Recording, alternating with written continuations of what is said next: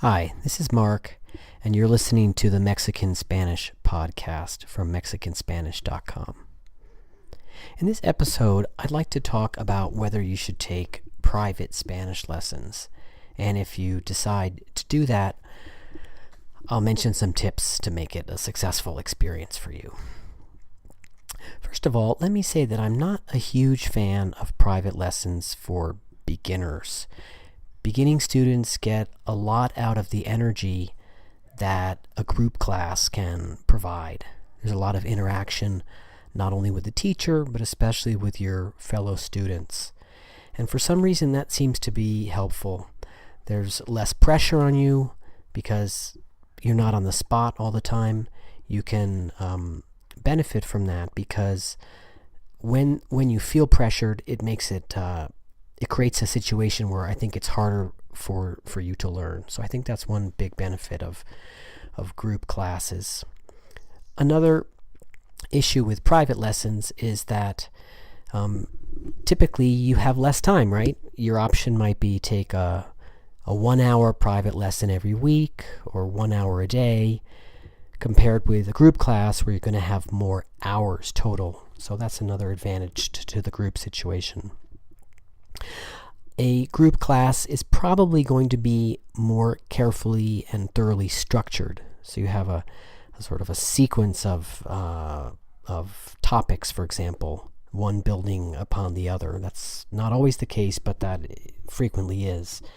And there's just a lot more attention given to that in a course that's designed for a group, where in a private situation, there's more flexibility. The teacher can work on whatever your particular issues are, but it's not as structured a curriculum. So again, for beginner students or advanced beginner students, I think that usually a group class, if you have the opportunity to take one, is a good choice. For intermediate students and certainly for advanced students, I think private lessons is probably preferable to a group, because once you get to that level, your particular issues with Spanish, whatever it is that you need to work on, are likely to be different than somebody else in the group if you're taking a group class. So the benefits of individual attention become greater as your Spanish gets more advanced. The first question that you need to answer is how to choose a teacher. Would you want a native speaking teacher, or would someone who has learned the language as a student be acceptable? And what are the advantages and disadvantages of that? I think people jump to the conclusion that a native speaking teacher is always preferable, but that is not necessarily the case.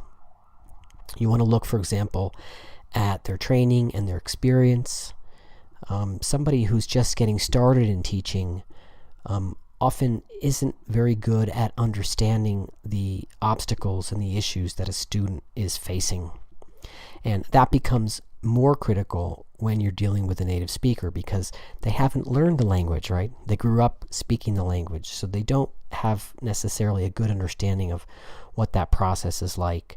And they're not able, if they're not experienced, they're not able to understand what obstacles you're probably facing and how to help you around those.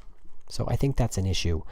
On the other hand, a teacher who is not a native speaker may not provide an acceptable model for intermediate and particularly for advanced students. For example, in the area of pronunciation, native speaking teachers will have an advantage in terms of providing a model. Maybe the most important factor in choosing a teacher is the connection or the chemistry that you have with this person. And I think as a language student, it's very important for you to feel comfortable with your teacher, feel that this is someone who is on your team, who understands you, who has your best interests at heart, and that you feel comfortable talking with. Because the best way to approach a private lesson is to use your language and get feedback. And this goes back to an issue that I talked about in a previous episode, where I laid out a program that I call 70-10-10-10. And the last part of that program, the last 10, is practice and feedback.